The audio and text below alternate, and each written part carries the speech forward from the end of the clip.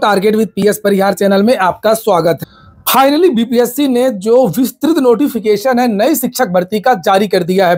वास्तव में कहा जाता है बीपीएससी के लिए कि चट से आवेदन पट से परीक्षा, और वही यहां पर भी होने वाला है। चूंकि परीक्षा की तारीखों का भी ऐलान कर दिया गया है और साथ में विज्ञापन भी जारी हो गया है। पूरी बात इस वीडियो में करेंगे, किस तरीके से पेपर आएगा, पेपर का पैटर्न क्या होगा, किन विद्यार्थियों को मौका दिया जाएगा और पदों की संख्या कितनी होगी। जो जानकारी नोटिफिकेशन में दी गई है सारी जानकारी आपको मिलेगी। तो कौन कौन से भर्ती हो रही है, और यहां पर लिखा हुआ है कि प्राथमिक विद्यालयों में कक्षा 1 से 5 तक के जितने भी विद्यालय वहां पर भर्ती होगी, मध्य विद्यालय कक्षा 6 से लेकर के 8 तक के जितने भी विद्यालय वहां पर भर्ती हो रही है, और कक्षा 9 और 10 के जो विद्यालय वहां पर भर्ती हो रही है, विशेष विद्यालय है वहां पर भी भर्ती होगी, और उच्चतर माध्यमिक विद्यालय यानी कि जो पीजीटी की वैकेंसी है वो भी इसी में है।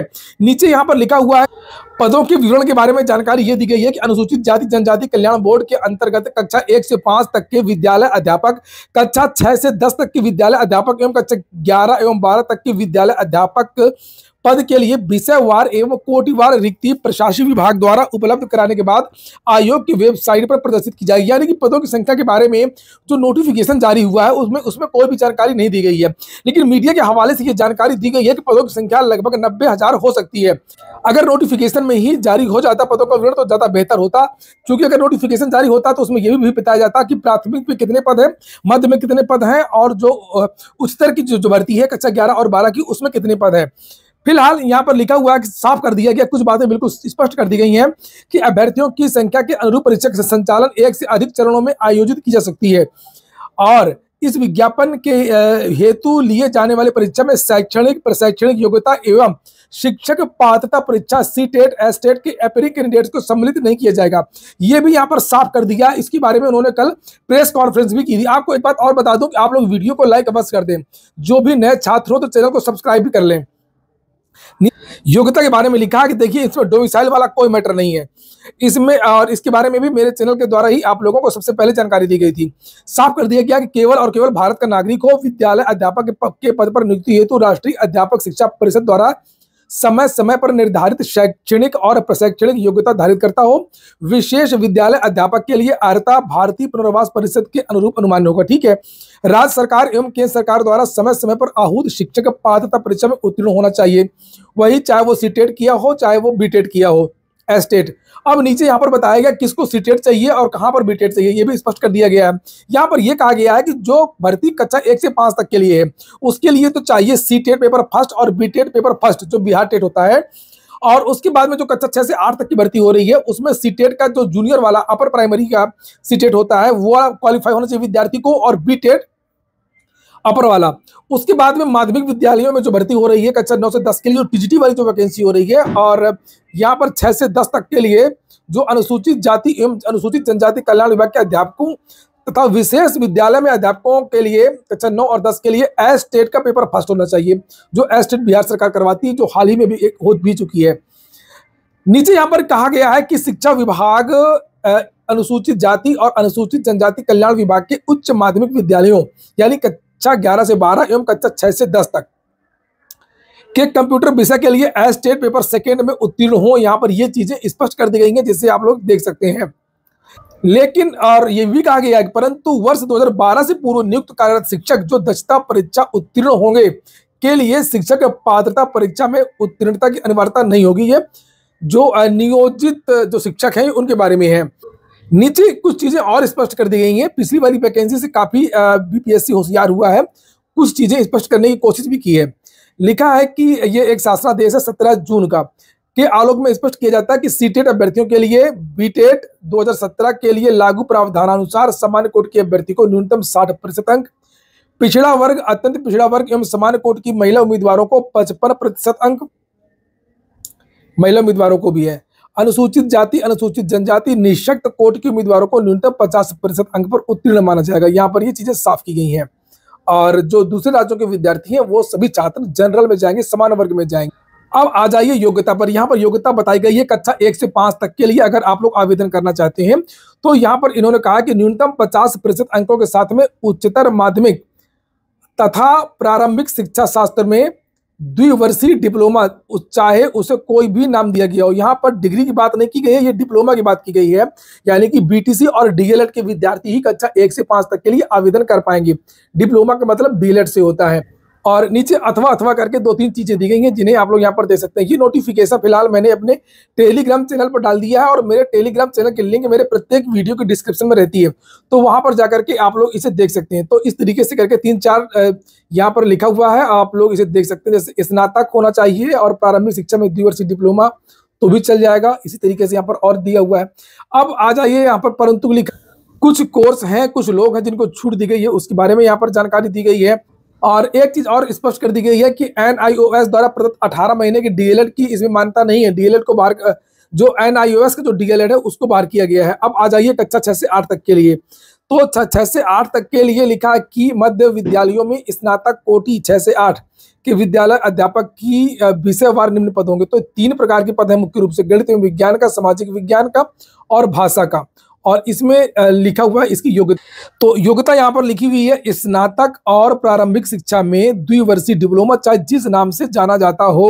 तो इसमें DLED भी आवेदन कर पाएंगे, लेकिन इन विद्यार्थियों को स्नातक होना पड़ेगा, जबकि प्राइमरी में केवल उच्च माध्यमिक मांगा गया था, यानी इंटरमीडिएट।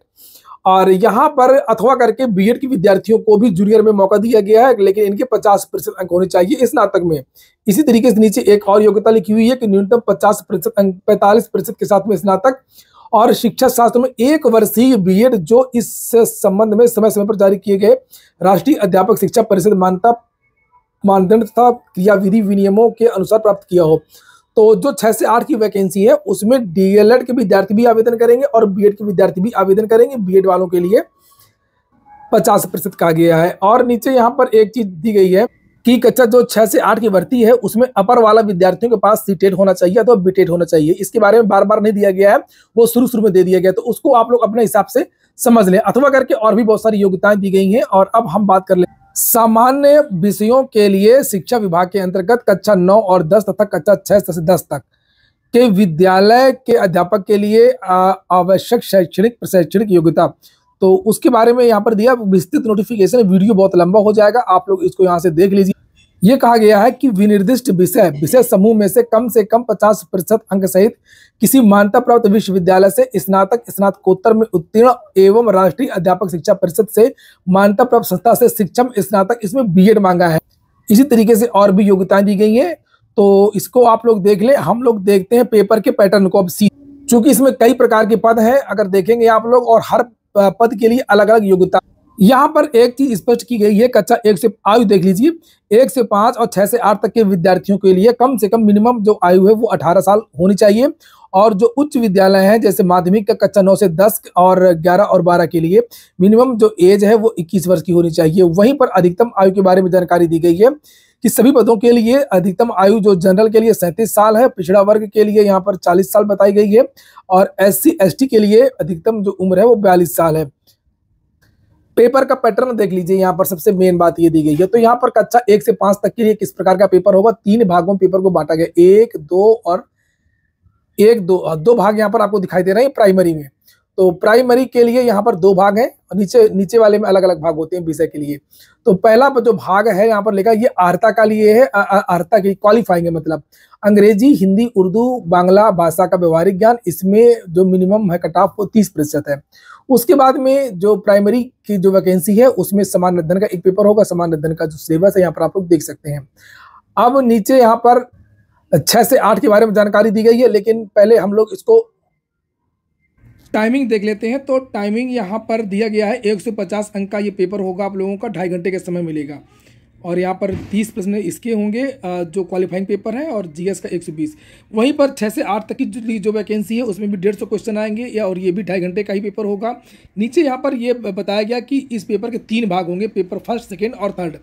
तो 3 भाग में पहला पेपर इसमें भी भाषा का है, क्वालिफाइंग है। दूसरा जो पेपर है वो समान अध्ययन का है, और तीसरा जो पेपर है वो मध्य विद्यालय में अध्यापकों के लिए एक विषय पत्र का है।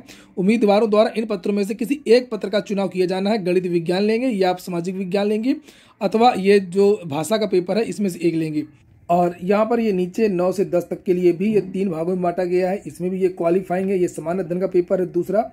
और यहाँ पर ये वाला जो पेपर है ये इसमें ये 30 अंक का है, ये 40 अंक का है, और ये 80 अंक का है सब्जेक्ट वाला। तो इसमें भी लिखा हुआ जो तीसरा वाला है कि विशेष विद्यालय अध्यापक 9-10 के लिए एक विषय पत्र है, और उम्मीदवारों द्वारा इन पत्रों में से किसी एक का चुनाव किया जाना है, यानी कि हिंदी, बांग्ला, उर्दू, संस्कृत, इसमें से एक चुनना है।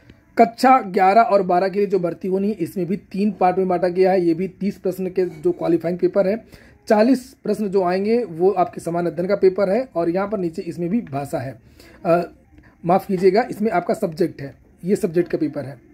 इंटरव्यू इसमें होगा नहीं और ये आपका पूरा नोटिफिकेशन हो गया। महत्वपूर्ण जानकारी हो, सामान्य विद्यार्थियों के लिए 750 रुपये का फॉर्म है, अनुसूचित जाति के लिए 200 रुपये का है और अन्य विद्यार्थियों के लिए भी नीचे यहाँ पर लिखा है। किस तारीख से आवेदन होंगे इसके बारे में जानकारी दी गई है। लिखा 10 फरवरी से लेकर के 23 फरवरी तक आवेदन है।